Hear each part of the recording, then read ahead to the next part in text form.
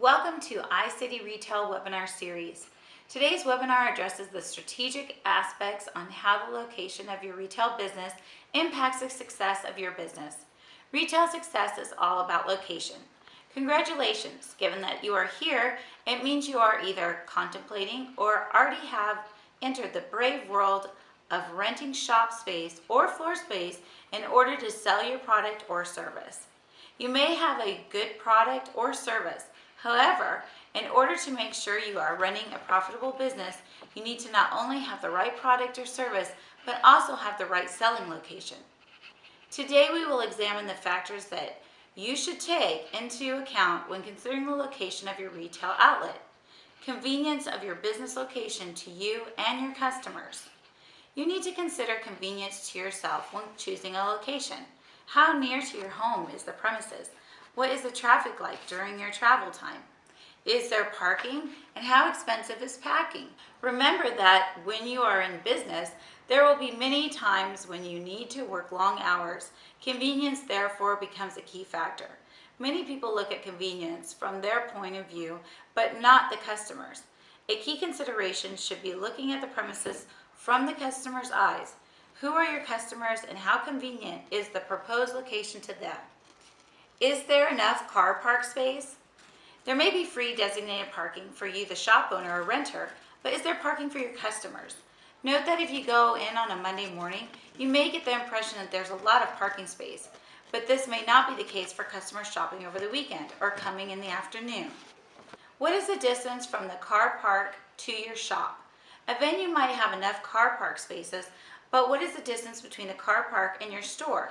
Most customers prefer to park close to the shop they want to purchase from and may not be willing to walk the extra distance to your shop. This is especially true if they are buying a lot of products that need to be carried or if they have children with them. What are the other people in the location selling? Remember, it may be to your advantage to have several other people selling the same product in the same location.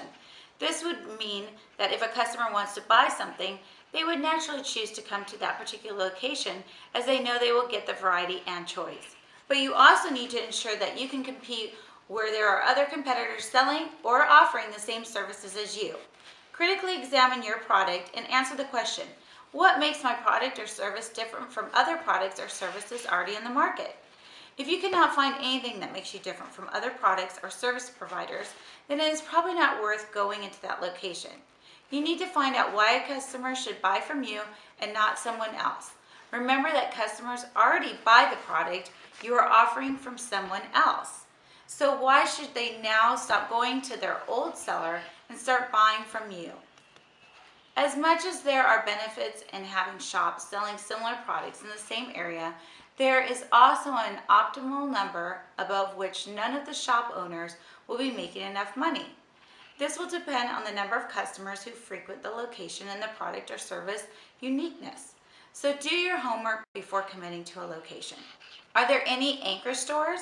An anchor store is normally a big store that is well known in the market and that customers actually look for. The key word is that customers look for anchor stores.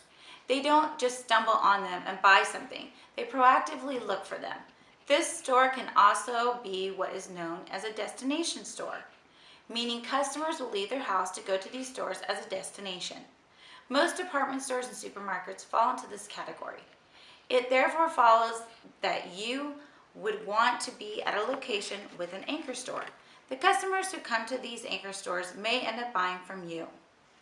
What about public transport? There are a lot of potential customers who may either not be able to drive or prefer other means of transportation. This is especially true if you hope to sell to the younger market or the older generation. Before deciding what premises best suit you, check if they have enough public transport.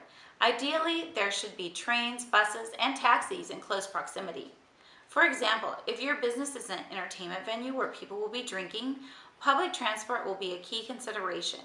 Also, if you are targeting the teenager market, most of them will not have driver's license and will prefer to shop without their parents. Public transport will then again become a key consideration. Security. The security of a location should also be a key consideration in your decision-making process. Note that a venue may look secure and feel secure, but be sure to do your own investigation. This can be through internet searches, reading local newspapers, and talking to other shop owners or shoppers around the venue. Sometimes what matters is not so much the security of the venue, but the customer's perception of security at that particular venue. For example, if a child was abducted from a car park at the venue only once, but the incident was widely reported, then even though the venue might be largely secure, customer perception may be very different. This may mean that there will be sections of your target customer base who will simply not shop at this particular venue, or if they do, they will spend the minimum time possible due to their perception of insecurity. This is not good for business. Geographic location. If your product targets the lower end of the market, but your venue is in an area that is considered higher end, then you may underperform because your target market will not frequent your chosen venue. The opposite is also true. Therefore, do your research and ensure that your geographic location does not become the stumbling block between you and success. Customer traffic.